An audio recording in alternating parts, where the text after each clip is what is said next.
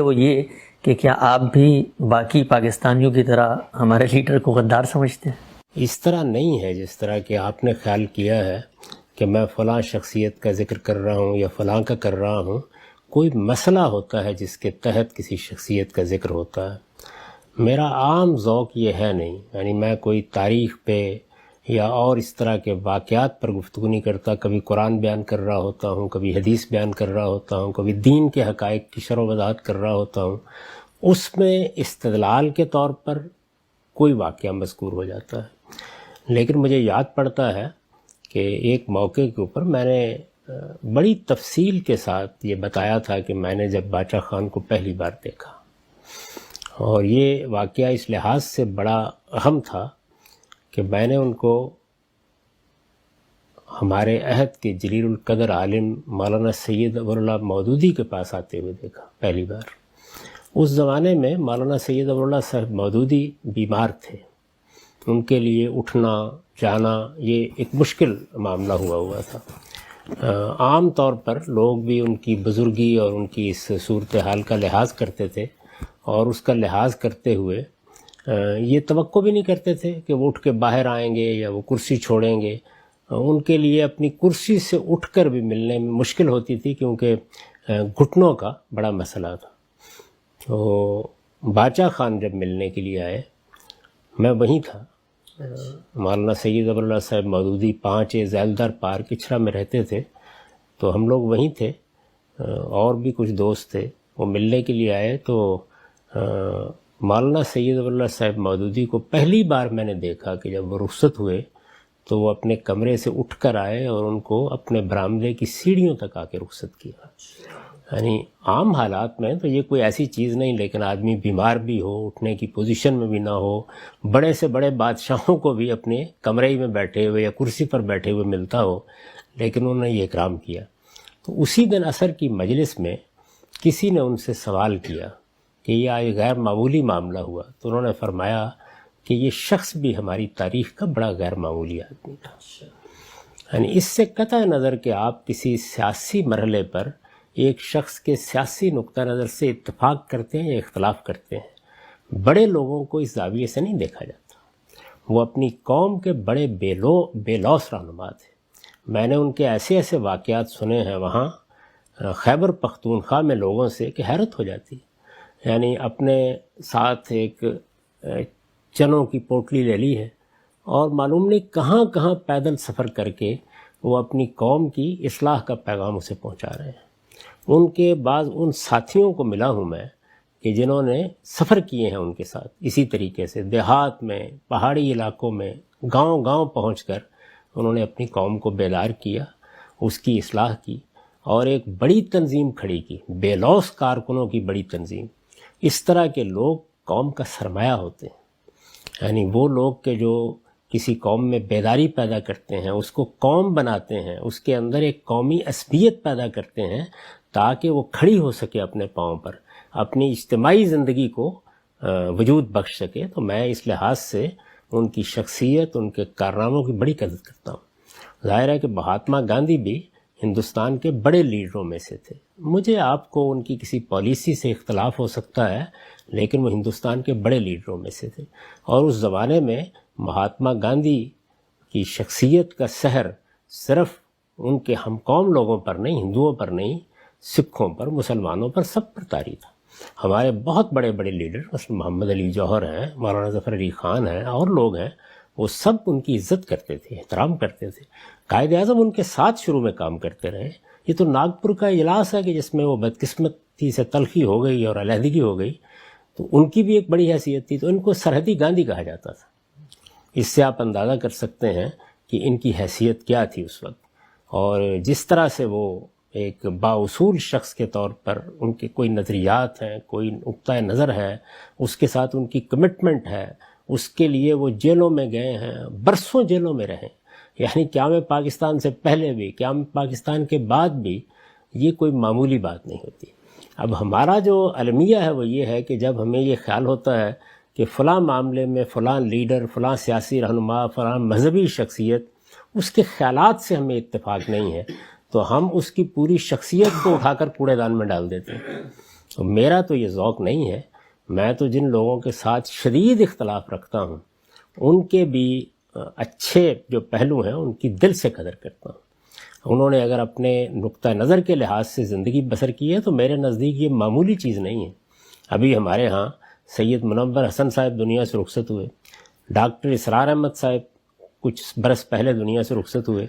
ان لوگوں کا جو نقطہ نظر ہے دین کو سمجھنے کا, اس سے میں شدید اختلاف رکھتا ہوں, اپنا اختلاف بیان کرتا رہتا ہوں, بیان کیا ہے, اس پر میری تصنیفات موجود ہیں, لیکن میں ان کی انتہائی قدر کرتا ہوں. یعنی اس لیے کہ جس چیز کو انہوں نے درست سمجھا اور اس کے نتیجے میں جو اخلاقی رویے پیدا ہونے چاہیے تھے, اخلاقی رویے بھی آپ کے نقطہ نظر کے لحاظ سے پیدا ہوتے ہیں. یہ جس راستے پر چلے اس میں جو جرت چاہیے تھی, جو ایک عزیمت چاہیے تھی, جس طریقے کی کمٹمنٹ اور اخلاص چاہیے تھا, اگر اس کا مظاہرہ کیا وہ ایک کمیونسٹ نے کیا ہے تب بھی وہ بہت قابل عزت ہے. نظریاتی لوگ کسی معاشرے کے اندر زمین کا نمک ہوتے ہیں, وہ کسی قوم کے وجود کا خلاصہ ہوتے ہیں, تو اس لیے ان کو ہمیشہ عزت کی نگاہ سے دیکھنا چاہیے. تو یہ میرے جو بھائی ہیں ان کی غلط فہمی دور ہو جانی چاہیے. میں ان کی بہت عزت کرتا ہوں, ان کے بعض نظریات, خیالات یا ان کی تدابیر سے اختلاف بھی رکھتا ہوں, لیکن وہ اختلاف ہمیشہ شائستگی کے ساتھ بیان کرتا ہوں. اچھا ہم صاحب, اسی سوال سے ملتا جلتا سوال ہے. ہمارے ملک پاکستان میں یہ ٹرینڈ دیکھنے میں آیا ہے, تاریخ میں بھی اور حال میں بھی, اور آپ نے اس کو بیان بھی کیا ہے کہ آزادی احسار یہاں جس کا چلن ہے, کہتے ہیں کہ کافر ہے, یہ غدار وطن ہے. ہمارے یہاں جو غدار کی اصطلاح ہے, آپ اگر کوئی ایسی بات کر دیں جو مثال ملک کے مجموعی تھنکنگ یا سوچ سے مختلف ہے, یا ملک کے دشمن اس کی کسی صورت میں آپ کے نظریے کی حمایت کر رہے ہیں, آپ نے کوئی ایسی بات کی کہ ہندوستان میں اس کا خیر مقدم ہو گیا, تو کہا جاتا ہے کہ مودی کا جو یار ہے وہ غدار ہے, یا آپ نے سرحد کھولنے کی بات کی. یہ جو غداری کا فتویٰ یا لیبل ہے کسی پر لگانا, دینی لحاظ سے میں خالص پوچھ رہا ہوں کہ کیا اس کا اللہ کو ہمیں جواب دینا پڑے گا؟ دین تو بہت بڑی چیز ہے, یہ اخلاقی لحاظ سے اپنے ذہن کی پستی کا اظہار ہے. موجودہ دنیا میں آپ کو یہ اصول سکھایا گیا ہے کہ یہ جو قومی ریاستیں ہیں اس وقت جو بنائی گئی ہیں, یہ بنیادی طور پر انتظامی ڈھانچے ہیں. یعنی انسانوں کو آپ عالمی سطح پر ایک ملک نہیں بنا سکتے. اس وقت آپ دیکھیے کہ ہم یونائٹڈ اسٹیٹس میں بیٹھے ہوئے ہیں, یو ایس میں بھی یہ ممکن نہیں ہو سکا کہ ایک ملک تو بنا لیا گیا ہے لیکن ریاستیں بالکل ختم کر دی جائیں. تو جب آپ چھوٹی وحدتیں بناتے ہیں یا کسی بنیاد کے اوپر اس تقسیم کو قبول کرتے ہیں, ریاست کی تقسیم کو آپ نے قبول کیا نا, یہاں بھی ابھی بھی قبول کیے ہوئے ہیں. ہمارے ہاں اسی طرح صوبوں کی تقسیم ہے, ہندوستان میں اسی طرح کی بہت سی صورتیں ہیں.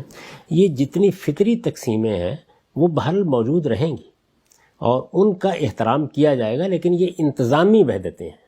یعنی ایک ایڈمنسٹریٹو یونٹ ہے جو بنا دیا گیا ہے کہ اس میں رہنے والے لوگ اپنی انتظامیہ خود منتخب کریں گے, اپنے آدرشوں کے مطابق زندگی بسر کریں گے, ان کو اپنے معاملات میں آخری فیصلہ کرنے کا اختیار ہوگا, ان کا حکمران کون ہے, ان کی پارلیمنٹ میں کون لوگ جائیں گے, قانون سازی کیسے ہوگی, ان کے اپنے رواج, ان کی اپنی رسوم, ان کے اپنے ہاں کوئی دینی اقدار, ان کی اپنا کوئی عرف ہے, تو اس کی روشنی میں ان کو آزادی سے زندگی بسر کرنے کا موقع ملے گا. وہ اپنی زبان کو, اپنی ثقافت کو ترقی دے سکیں گے. یہ مقاصد ہیں جن کے تحت اصل میں یہ انتظامی وحدتیں بنائی گئی ہیں. یہ کوئی معبود نہیں ہے, لیکن ہوا کیا, ہوا یہ کہ ان کو ایک معبود کا درجہ دینے کی کوشش کی گئی. اصل میں یہی وہ چیز ہے جس کے خلاف علامہ اقبال نے احتجاج کیا تھا کہ جو پیرہن اس کا ہے وہ مذہب کا کفن ہے. اسی لیے یہ کہا تھا. یعنی اس کا نتیجہ کیا نکلتا ہے کہ آپ گویا اسی طرح کے رسوم عبودیت ان کے لیے ایجاد کر لیتے ہیں, وہی جذبہ اب پیدا کرنا چاہتے ہیں. ایک فطری محبت مجھے اپنے وطن سے ہے, ماں باپ سے ہے, اپنے اعزہ سے ہے, اقربا سے ہے, بس اسی کا تقاضا کیا گیا ہے, اس سے زیادہ کوئی چیز نہیں. اور غداری کا کیا مطلب ہے؟ یعنی اگر میں نے کوئی مفادات کے تحت کسی چیز کو بیچ دیا ہے تو ثابت کیجئے نا اس بات کو. میں آپ سے اختلاف کر رہا ہوں, آپ کی پالیسی سے اختلاف کر رہا ہوں, آپ کے رویے سے اختلاف کر رہا ہوں. اب پاکستان میں ایک آدمی یا ایک لیڈر یا ایک رہنما یا ایک گروہ یا ایک جماعت اگر یہ سمجھتی ہے کہ ہندوستان کے ساتھ ہماری مخاصمت ختم ہونی چاہیے اور ہمیں اس کے ساتھ یہ رویے نہیں اختیار کرنے چاہیے, سیاسی سطح پر معاملات کو زیر بحث لانا چاہیے, یہ کوئی جنگ و جدال کا موضوع ہی نہیں ہے, نہ اس معاملے میں پڑھنا چاہیے. ایک نقطہ نظر ہے, آپ اس نقطہ نظر پہ تنقید کریں, برملا تنقید کریں، لیکن اس کے لیے یہ غدار اور اس طرح کے الفاظ بولنا یہ اپنی پستی کا اظہار ہے، یہ کبھی بھی نہیں کرنا، اس سے نفرتیں پھیل دی ہیں۔ دیکھیے یہ جو اس طرح کی چیزیں ہیں وہ سیاسی لوگ فلاں غدار ہے اور فلاں یہ ہے بولتے ہیں، اور بالکل اس کے برعکس مذہبی لوگ کیا کرتے ہیں، یہ کفر ہے، یہ شرک ہے۔ یعنی اس میں بھی ایک مسلمان ہے وہ آپ سے ایک معاملے میں اختلاف رکھتا ہے، آپ کے خیال میں قرآن مجید کا کسی حدیث کا یہ مدعا ہے، اس کے نزدیک دوسرا مدعا ہے۔ تو آزادانہ طور پر ایک ایسی فضا پیدا کرنا جس میں لوگ اپنی رائے دیں، ایک دوسرے پر شائستگی سے تنقید کریں، شائستگی سے اختلاف کریں، شائستگی سے یہ کہہ کر بحث ختم کر دیں کہ جی میں نے اپنی بات کہہ دی، آپ اس پر غور فرمائیے گا۔ آپ نے کوئی اجتماعی سطح پر فیصلے کرنے ہیں، اس میں دنیا میں اتفاق کر لیا گیا ہے قرآن مجید کے دیے گئے اس اصول پر کہ آپ اکثریت کی رائے پر قانون بنا لیں گے، بس اس سے زیادہ کچھ نہیں۔ جب آپ اکثریت کی رائے کو فیصلہ کن مانتے ہیں تو آپ کے خیال میں اقلیت کو بحیرہ عرب میں ڈالائیں گے؟ جی وہ بھی تو سنتا نہیں۔ یعنی اگر فرض کر لیجئے 50-60% لوگوں نے ایک شخص کو حکمران منتخب کر لیا ہے، باقی 40% ان کے ساتھ کیا کرنا ہے آپ نے؟ مار دینا ان کو۔ ہو سکتا ہے اگلی دفعہ جس شخص کو یا جس پارٹی کو یا جس گروہ کو یا اس نظریے کو وہ درست سمجھتے ہوں اس کے ماننے والے اوپر آ جائیں۔ تو یہ باہمی بقا کے احساس کے ساتھ جینا، ایک دوسرے کی عزت کرنا، اور جب کوئی شخص آپ کسی آدمی کو انتہائی احمق سمجھتے ہوں لیڈروں میں اور کسی حال میں اس سے اتفاق نہ کرتے ہوں لیکن وہ ملک کا وزیر اعظم بن گیا ہے، اب اس کو عزت دی جانی چاہیے، اس کا ذکر بھی عزت سے ہونا چاہیے، اس کی اچھی باتوں کی تحسین کرنی چاہیے، اس کی بری باتوں پر نقد کا آپ کو حق حاصل ہے۔ یہی جمہوری اسپرٹ ہے جس کے تحت ہم جئیں گے۔ لیکن نقد کرتے وقت یا تبصرہ کرتے وقت آپ کسی آدمی کی نیت پر حملہ آور ہو جائیں، کسی آدمی کے محرکات جانچنے کی کوشش کریں، اس کو غدار قرار دینے کی کوشش کریں، موٹے موٹے الفاظ بول کر اس کی زبان بند کرنے کی کوشش کریں، یہ اپنی پستی کا اظہار ہے، اپنی غلط تربیت کا اظہار ہے۔ اس وقت بھی آپ جب سوشل میڈیا پر کبھی دیکھتے ہیں تو بالکل حیرانی ہو جاتی ہے، یعنی لوگ غلیظ گالیاں دے رہے ہوتے ہیں اپنے مخالفین کو، ان کی نیتوں پر حملے کر رہے ہوتے ہیں۔ تو ہم سب کو مل کر، یعنی خاص طور پر مذہبی رہنما، دانشور، اساتذہ، اسی طرح سیاسی زعما، ان کو لوگوں کے سامنے تنقید کی شائستہ روایت زندہ کرنی چاہیے، بتانا چاہیے لوگوں کو کہ یہ تنقید کی شائستہ روایت ہے جس سے علم بھی آگے بڑھتا ہے اور جس سے انسانوں کے درمیان محبت بھی پیدا ہوتی ہے، ان کا باہمی احترام اور ان کی عزت۔ لوگ بار بار کہتے ہیں امت کو متحد ہونا چاہیے، آپ دو فرقوں کو کہیں کہ آپس میں لیڈرشپ ایک کر لیں، آپ کو مارنے کے لیے تیار ہو جائیں۔ امت متحد ہونی چاہیے اور دونوں تقریریں کر رہے ہوں گے، دونوں کے لیڈر تقریریں کر رہے ہوں گے، رہنما اس کے اوپر۔